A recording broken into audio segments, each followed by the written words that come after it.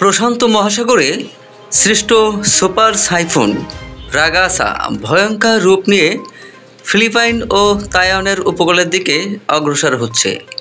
দুই দেশেই ঝুঁকিপূর্ণ এলাকা থেকে বাসিন্দাদের নিরাপদ স্থানে সরিয়ে নিতে শুরু করেছে স্থানীয় প্রশাসন। ফিলিপাইনের আবহাওয়া সংস্থা জানিয়েছে, স্থানীয় সময় মঙ্গলবার সন্ধ্যার মধ্যে টাইফুনটি বাতানেস ও বাবুয়ান দ্বীপপুঞ্জে আঘাত হানতে পারে। দেশটিতে ঝড়টি নান্দো নামে পরিচিত। রবিবার সকাল পর্যন্ত পাওয়া তথ্য অনুযায়ী টাইফুনের কেন্দ্রে বাতাসের গতিবেগ ছিল ঘন্টায় 175 কিলোমিটার, যা দমকা হওয়ায় বেড়ে 230 কিলোমিটার ছাড়িয়ে যেতে পারে। স্বরাষ্ট্রমন্ত্রী জনভিক রেমুল্লা জানান, ঝুঁকিতে থাকা পরিবারগুলোর নিরাপদ নিশ্চিত করতে সরিয়ে নেওয়ার নির্দেশ দেওয়া হয়েছে।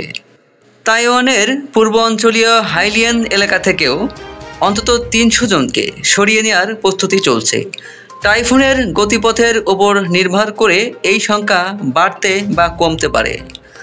আজ রাতেই দেশটিতে টাইফুন সতর্কতা জারি হতে পারে। ফিলিপাইনের আবহাওয়া বিশেষজ্ঞ জন গেন্ডার আলমারিও বলেন, টাইফুনের প্রভাবে লুজন দ্বীপের উত্তরাঞ্চলে প্রবল বৃষ্টি, বন্যা ও ভূমিধসের আশঙ্কা রয়েছে। আজ রাত থেকেই ঝড়ের প্রভাব শুরু হতে পারে এবং কাল সকাল নাগাদ এটি ভয়াবহ রূপ নিতে পারে। এদিকে রাজধানী ম্যানিলায়ও ভারী বৃষ্টির সম্ভাবনা রয়েছে।